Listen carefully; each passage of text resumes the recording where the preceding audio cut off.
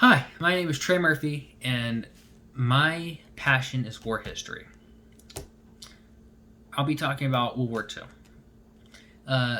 One of my favorite things about World War II is how innovative their tactics were and how cool some of the stories are. Like, for example, there was this thing at the beginning of the war when America joined the war in around 1942 called the Ghost Army.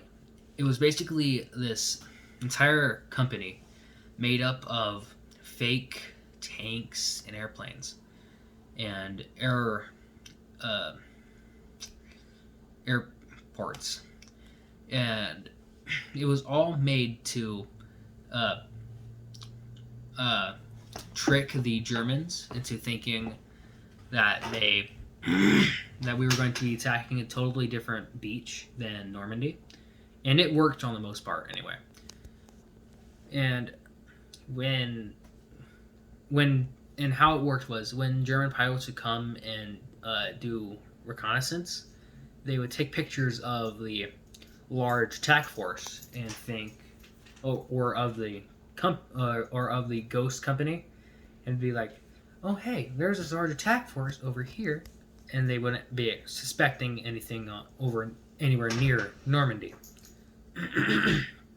So when we finally did attack Normandy, it was not as heavily guarded as it should have or would have been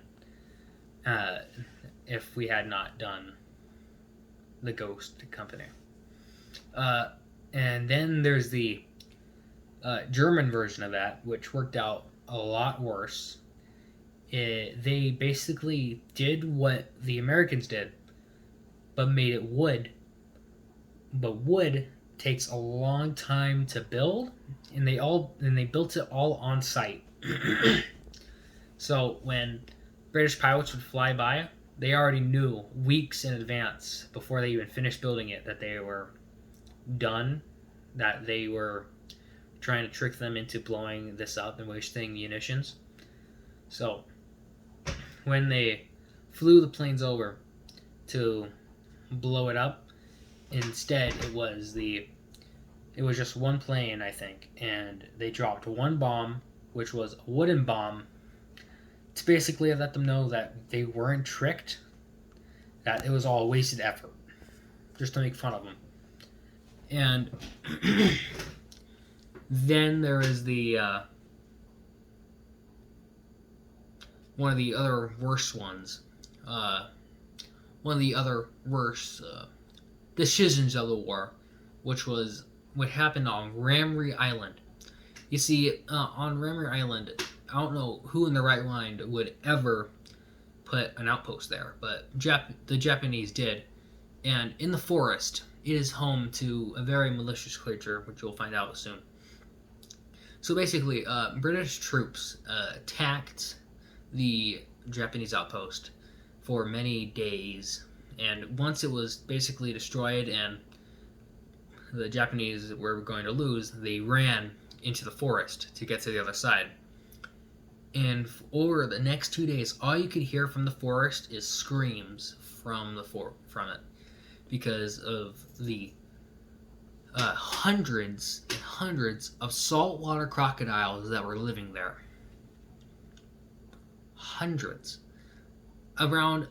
It is perceived to have been 1,000 Japanese soldiers to have went in. Only around 500 came out. Yeah, that's what you call a massacre. On a sadder note, there is the Russian dogs. If you're like most people, you don't know what that means. So basically, the Russians train these dogs to go under tanks and blow them up so they can get a treat. Anyway, unfortunately, they didn't realize that the dogs were trained to only go down Russian tanks. So when they were sent out in real time, they would blow up their own tanks. They would go under their own tanks and blow them up. I mean, it very rarely worked. But